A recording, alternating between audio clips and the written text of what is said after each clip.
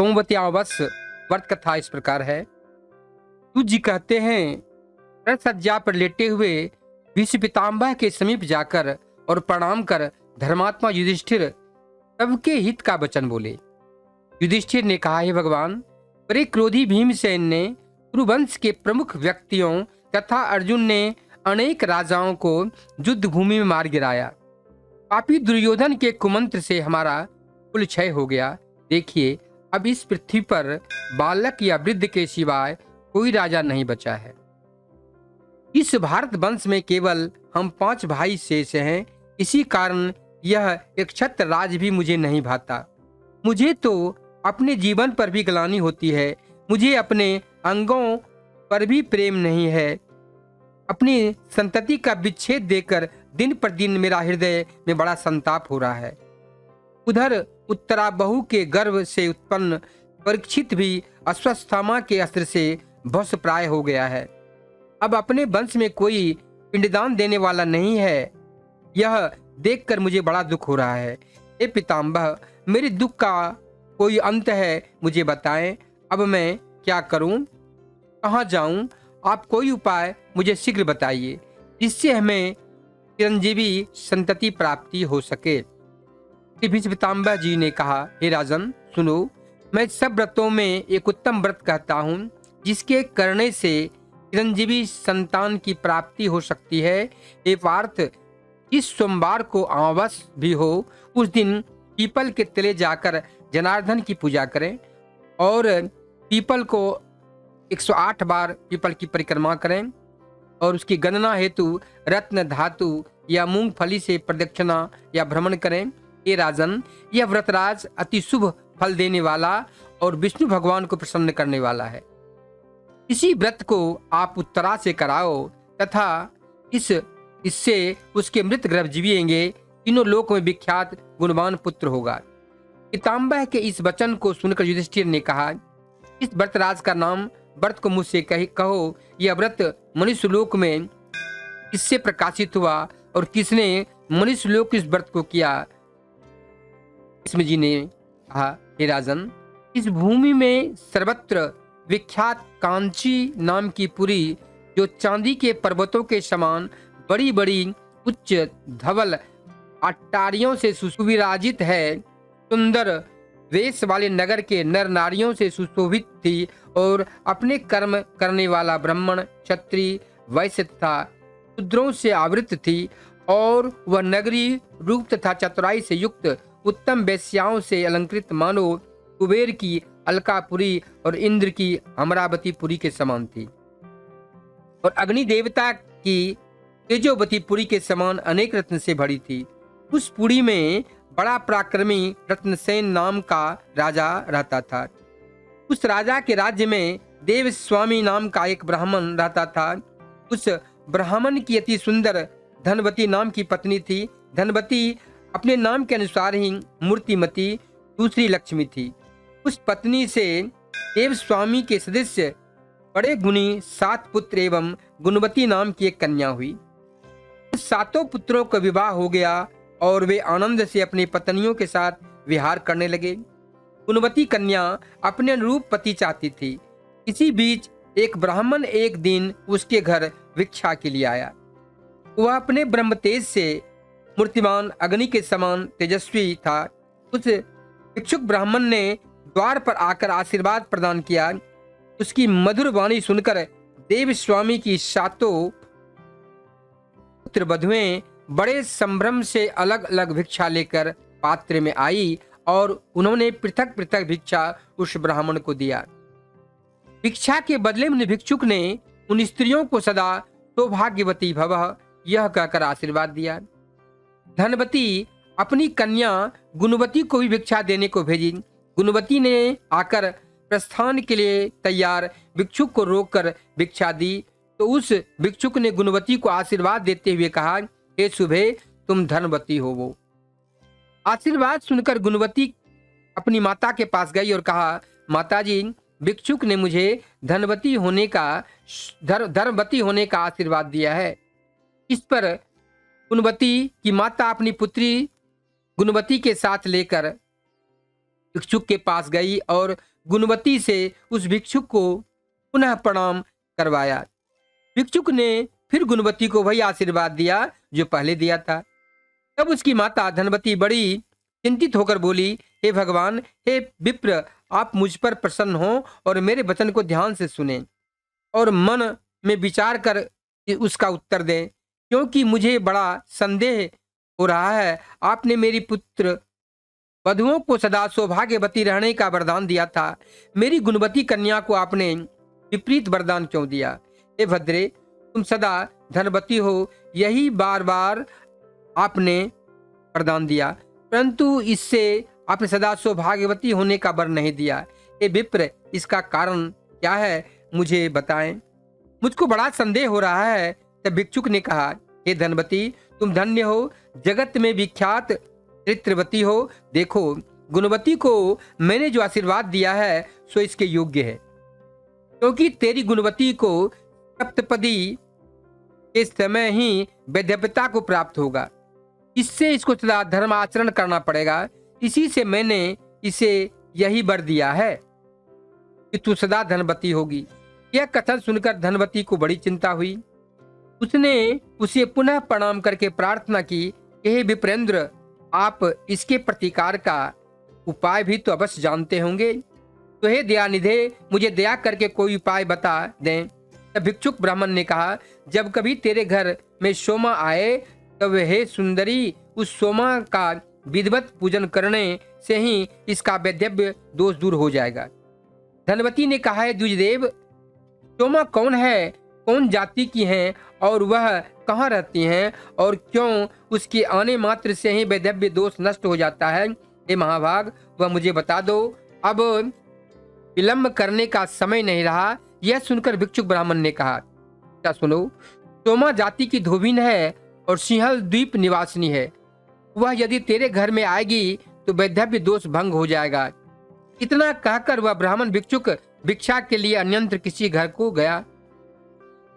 तब धनवती ने अपने पुत्रों से कहा, हे पुत्रों, तुम्हारी बहन गुणवती का सोमा के आगमन मात्र से वैधव्य दोष दूर हो जाएगा। तो जिसको पिता की भक्ति तथा माता के वचन का ध्यान हो, वह अपनी बहन को साथ लेकर सोमा को लाने के लिए जाए। पुत्रों ने कहा, हे माता, तुम्हारे अंतःकरण का भाव जान लिया है। तुम्हारा हृदय पुत्री के स्नेह से व्याकुल है।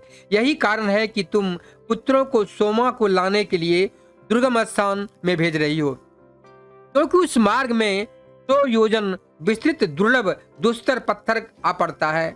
उसे पार करके जाना आना असाधारण काम नहीं है। हम वहां जाने में सर्वथा असमर्थ हैं। ये देव स्वामी ने कहा, मैं 7 पुत्रों का पिता होकर भी निपुता हूँ। अच्छा, कोई मत जाओ, मैं स्वयं सिंगल द्वीप जाऊंगा और पुत्री का वैधव्य नाश करने वाली सोमा को जैसे बनेगा लाऊंगा।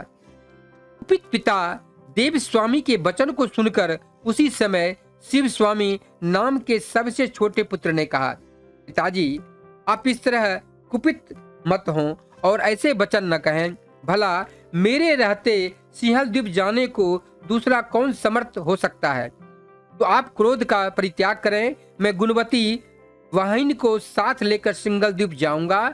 ऐसा कहकर शिव स्वामी उठा और पिता को प्रणाम करके अपने बहन गुणवती को साथ लेकर सिंगल द्वीप को चल पड़ा। वह बहुत दिनों में जाकर समुद्र के किनारे पहुंचा। समुद्र को पार करने के लिए शिव स्वामी ने बहुत प्रयत्न किया। शिव स्वामी ने उसके समीप में ही एक बड़ा भारी बट वृक्ष को देखा। उस वृक्ष के खोते में गिद्ध बच्चे के साथ सपरिवार रहते थे। उसी के नीचे बैठकर शिव स्वामी और गुणवती ने वहां दिन बिताया। उसी समय गिद्ध बच्चों के लिए चारा लेकर आया और उन बच्चों को चुगाने लगा। उस दिन सबकों ने गिद्ध से चारा नहीं खाया। तब चिंताकुलित मन वाले बच्चों से गिद्ध ने कहा, हे पुत्रों, तुम भूखे होकर भी आज चारा क्यों नहीं चुग रहे हो?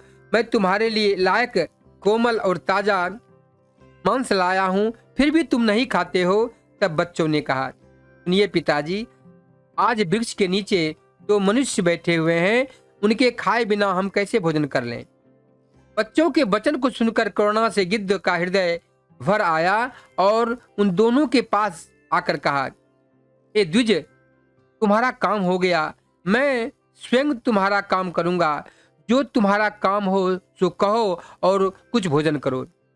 शिव स्वामी ने कहा, मैं इस समुद्र का पार सिंघल द्वीप को जाना चाहता हूँ और यही इच्छा है कि इस गुणवती का वैधव्य नष्ट करने वाली सोमा चली आवे।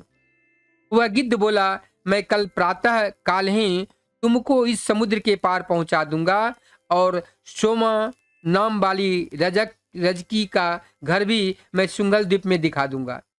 अब रात्रि के बीतने और सूर्य के उदय होने पर उस वेगवान गिद्धराज ने शिव स्वामी तथा गुणवती को समुद्र के पार ले जाकर पहुंचा दिया। वे दोनों सिंघल द्वीप में जाकर सोमा रजकी के घर के समीप ही टिक गए। तब से वे दोनों नित्य प्रातः काल के समय सोमा के आंगन में झाड़ बुहार कर लीपने लगे। इस प्रकार प्रतिदिन बुहारी देते और लीपते लीपते 1 वर्ष का समय बीत गया। एक दिन सोमा ने अपने पुतोहू तथा पुत्रों को बुलाकर पूछा, यह आंगन में बुहारी कौन दे जाया करता है और कौन लीप के जाता है, यह मुझको बतलाओ। तब वे बोले, हमने तो न कभी बुहारी लगाई और न लीपा ही। सुनकर सोमा को बड़ा विस्मय हुआ। इस बात की वह बहुत कुछ तलाश की। तब एक दिन रजकी सोमा ने प्रातः काल के समय ब्राह्मण की पुत्री को आंगन में झाड़ू लगाते और उसी दिन उसके भाई को आंगन में गोबर से लिपते हुए देखा। तब सोमा ने उनसे पूछा कि तुम कौन हो? उन्होंने उत्तर दिया, हम दोनों ही ब्राह्मण हैं। तब सोमा ने आय हाय ऐसा कहकर कहा, तुमने हमें भस्म कर दिया। तुमने पाप प्रायश्चित तुमने मुझे पाप चढ़ाया, मुझे इसका प्रायश्चित करना होगा। तुम दोनों ब्राह्मण होकर भी मेरे घर में झाड़ू लगाते और लीपते हो। आय, मैं इस पाप से कौन सी गति पाऊंगी, क्योंकि मैं तो जाति की रजकी हूँ, कुबिन हूँ और आप ब्राह्मण हैं। तुम ब्राह्मण होकर मेरे घर में बुहारी देते हो, यह नीति विरुद्ध काम तुम क्यों करते हो? शिव स्वामी ने कहा, यह मेरी गुणवती नाम की सुमध्यमा बहन है, इसके भ्रमर पड़ते ही वैधव्य होना लिखा है, तो तुम्हारे समीप होने से इसका वैधव्य नष्ट हो जाएगा। अतएव मैं अपनी भगनी गुणवती को लेकर तुम्हारी सेवकाई करने को यहाँ आया हूँ। सोमा ने कहा, बस अब तुम आज से यह काम मत करो, मैं तुम्हारी आज्ञा से जहाँ तुम कहोगे वहाँ चलूंगी, तुम्हारी आज्ञा पालन करूंगी। ऐसा कहकर मैं घर जाकर सती सोमा ने पुतोहू से कहा कि मैं यहाँ से इनके साथ जा रही हूँ। आज से यदि कोई भी प्राणी मेरे राज्य में मरे तो तुम उसकी रक्षा करना। जब तक मैं ना आऊं तब तक किसी के कहने से अग्नि में जलाना नहीं। उसकी पुत्र बधुओं ने अपनी सास की बात को अंगीकार किया और सोमा के वहां से ने चलकर महासागर से पास आई और उसने क्षण भर में उन दोनों को समुद्र के पार पहुंचा दिया। तदंतर वह स्वयं आकाश मार्ग से उड़कर क्षण में ही समुद्र को पार कर गई। तब वे तीनों एक निमिष में कांचीपुरी में आ पहुंचे। तब धनमती ने सोमा को आई हुई देखकर प्रसन्न मन से पूजा की। इसी बीच शिव स्वामी भी देशांतर से अपनी भगनी के वर पाने की इच्छा से उज्जैनी नामक नगरी में चला गया। वहां से देव शर्मा ब्राह्मण का पुत्र रुद्र शर्मा, जो बड़ा ही गुणी था, उससे अपनी बहन गुणवती के वर के हेतु लाया। तब रजकी सोमा के समक्ष गुणवती का रुद्र शर्मा के साथ विवाह होने लगा। तब सुंदर नक्षत्र सुंदर लग्न में देव स्वामी रुद्र शर्मा को अपनी कन्या दान करके दी। तदंतर जब भी विवाह मंत्रों से अग्नि में हवन किया जा रहा था तो भमर लगते ही गुणवती का वर रुद्र शर्मा गिर के मर गया। यह दशा देखकर घर के सभी लोग रोने लगे, पर सोमा को कुछ आकुलता नहीं हुई और वे उन दो लोगों को रुदन से बड़ा कोलाहल मच गया। तत्काल उस सोमा रजकी ने गुणवती के लिए व्रतराज के पुण्य का संकल्प करके उसे दे दिया, जो कि अब मृत्यु का विनाशक है। उस व्रतराज के प्रभाव से रुद्र शर्मा तुरंत सोए हुए के समान जाग उठा। इस प्रकार उस विवाह कार्य को समाप्त कर तथा व्रतराज का उपदेश देकर उसने धनवती से आज्ञा मांगी। इस प्रकार सोमा धोबिन मरे हुए उस ब्राह्मण को जिलाकर हर्ष से पूर्ण मनोरथ होकर अपने घर को लौटाई। इसी बीच सोमा के घर में पहले तो उसके पुत्र मरे, बाद में उसका स्वामी भी मर गया। इसके पश्चात उसका दामाद भी स्वर्ग सिधारा। सोमा के आने के बाद ही सोमवार युक्त अमावस्या तिथि आ पहुंची, जो मृत संजीवनी तिथि कहलाती है। इसी समय सोमा ने कहीं जल के समीप एक वृद्धा को देखा। जो वृद्धा स्त्री रुई के बोझ से दबी जा रही थी और बड़ी दुखी होकर बुरी तरह रो रही थी। उस वृद्धा ने सोमा को देखकर कहा, बेटी, मेरे सिर पर से रुई का भार उतार लो। मैं इसके बोझ से दबी जा रही हूँ और इसी से रोती हूँ। सोमा ने कहा, हे वृद्धे, आज एक तो अमावस्या तिथि है, दूसरा सोमवार भी है, इसलिए आज के दिन मैं रुई का स्पर्श नहीं कर सकती। मेरे आज के दिन का यह नियम है। उसी समय एक मूली का बोझ लिए हुए जाती हुई अन्य स्त्री को भी सोमा ने देखा। सोमा को देखकर उस मूली वाली ने भी कहा कि मैं इसके बोझ से दब रही हूँ, तुम मेरा बोझ उतार दो और तनिक देर मेरे पास खड़ी हो जाओ, मैं भी तुम्हारे संग चलूंगी। सोमा ने कहा, क्या तुमको नहीं मालूम कि आज सोमवती अमावस्या का दिन है? तो मैं आज के दिन मूली और तूल का कभी स्पर्श नहीं करती। इसके बाद पीपल के वृक्ष के तले पहुंचकर और नदी के तट पर जो तीर्थ स्नान करके उसने टक्कर से विष्णु भगवान का पूजन किया। तदंतर उस वर भागनी ने 108 बार प्रदक्षिणा भी किया। विश्वपिताम्बर ने कहा, जब उसने टक्कर हाथ में लेकर 108 बार प्रदक्षिणा की, तभी उसके जमाता, पति, पुत्र सब जीवित हो उठे।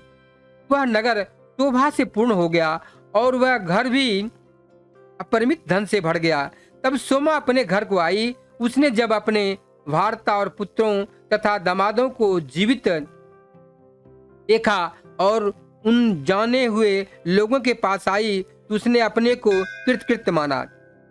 तब सब पुत्र बधुओं ने आकर उस तपस्विनी को प्रणाम किया और वह पूछने लगी कि हे देवी, आपके पति, जमाता, बांधव मर गए थे, तब वे कैसे और किस प्रकार जी गए, यह हमें बताओ। सोमा बोली, मैंने गुणवती और व्रतराज का पुण्य अर्पण किया था। उस पुण्यदान से इनकी आयु समाप्त हो गई थी, इसी से ये सब मर गए थे। फिर मैंने रुई और मूली का जो स्पर्श नहीं किया, और हे पुत्र बधुओं, जो पीपल में विष्णु भगवान का पूजन करके सरकरा हाथ में लेकर उसका 108 बार प्रदक्षिणा किया, इसके पुण्य के प्रभाव से मेरे पति और दामाद पुनः जी गए। अब से तुम भी इस व्रतराज का विधान जान लो और इस व्रत को करो। मैंने व्रतराज की विधि आपसे कह सुनाया, तो आप भी द्रौपदी, सुभद्रा और उत्तरा से इस व्रत को कराओ। इस व्रतराज के करने से उत्तरा के गर्भ का मरा हुआ बालक फिर से जी उठेगा। तब युधिष्ठिर ने पूछा कि जो स्त्री स्वल्प धन वाली तथा मोती मोहरा रूप आदि से रहित हो, तो उस व्रतराज का फल कैसे प्राप्त उसको हो सकता है, ये आप मुझसे कहिए। तब भीष्म जी ने बोले कि हे राजन, फल, पुष्प, वक्ष तथा वस्त्रादिकों से ताम्रपात अथवा एक एक सुपारी से भी प्रदक्षिणा किया जा सकता है, तब भी व्रती को बराबर फल मिल जाता है। इसका प्रयोजन यह है कि पीपल की फेरी खाली नहीं करनी चाहिए। हे नरेंद्र, इस व्रत को तथा विष्णु के पराक्रम को तुमने सुन लिया। जो स्त्री पति, पुत्र तथा धन चाहती हो, वह अवश्य यह व्रत करे। इसमें किसी बात का विचार नहीं करना चाहिए। भीष्म जी ने कहा, हे पार्थी, अब इसके उद्यापन की विधि भी बतलाता हूँ। इसके बिना व्रतराज की पूर्ति हो ही नहीं सकती। पहले सर्वतोभद्र बनाएं, उसके मध्य में एक उत्तम कलश को स्थापित करें, तदंतर सुवर्ण का एक पीपल वृक्ष और पंचरत्न की वेदी बनाएं। उस पीपल वृक्ष की जड़ में विष्णु भगवान की चतुर्मुखी तथा लक्ष्मी जी की एक गरुड़ की सुवर्णमयी मूर्ति बनाएं। वह प्रतिमा एक मासे से लेकर रत्ती भर तक का होनी चाहिए। षोडशोपचार से उसका पूजन करें। जैसा कि अपना विभव विस्तार हो वैसे ही नैवेद्य पुष्प धूप दीप निवेदन करें। रात्रि में जागें। सवेरे पीपल की लकड़ियों से खीर तथा तिलों से हवन करें। तदंतर इदं विष्णु विचक्र में इस वैदिक मंत्र से हवन करें। हवन के बाद पूर्णाहुति करके आचार्य का पूजन करें और उसको दुग्धवती दूध देने वाली गाय का दान करें। तब सभी सभासद ब्राह्मणों को वस्त्र भूषणादिक से पूजन करके 12 ऋषित्व का पूजन कर उन्हें घी तथा खीर से युक्त भोजन कराएं। तब उनको जनेऊ तथा वस्त्र युक्त दक्षिणा देकर दंडवत प्रणाम कर प्रार्थना करें, विदा करें। इस प्रकार जो व्रत को करती हैं सुख सौभाग्य प्राप्त कर परमलोक विष्णुलोक को जाती हैं। विष्णु भगवान का पूजन करते समय इस मंत्र का ध्यान करना चाहिए। शांताकारं भुजगशयनं पद्मनाभं सुरेश्वरं विश्वाधारं गगनसदृशं मेघवर्णं शुभांगलं लक्ष्मीकान्तं कमलनयनं योगविद्यायां ध्यानगम्यं वन्दे विष्णु भयभवहरणं सर्वलोकैकनाथनं। सहस्रशीर्षा पुरुषा सहस्राक्ष सहस्रपात त्रिभुवस्त्वं अस्पृत्वातिसाङ्गुलं पुरुष एवेदः शतग्वं संभवाय च मयस्कराय च नमः शिवाय च शिवतराय च विरूपाक्षं पिनाकहस्ताय वज्रहस्ताय वै नमः। सप्तव्याधादशारणेषु मृगाकालं जरे गिरो चक्रवाकाः सरसदीपे हंसा सरसि मानसे एपि जाता कुरुक्षेत्रे ब्रह्मणः वेद पार्गं परिस्थां दुर्मध्यां भय बसिरतः ओम रुचिः रुचिः।